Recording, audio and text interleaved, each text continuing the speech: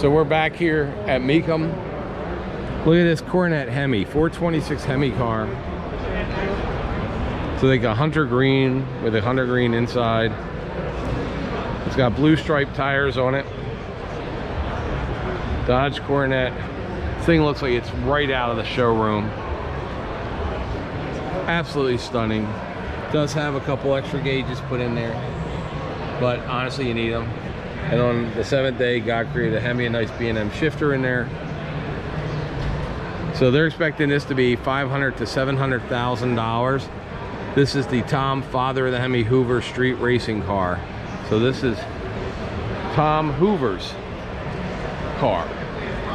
So this is a Ram Charger, one of the Ram Charger's racing engines in there.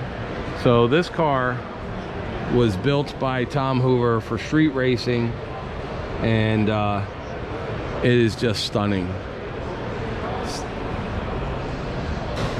Look at that thing. That is just absolutely beautiful.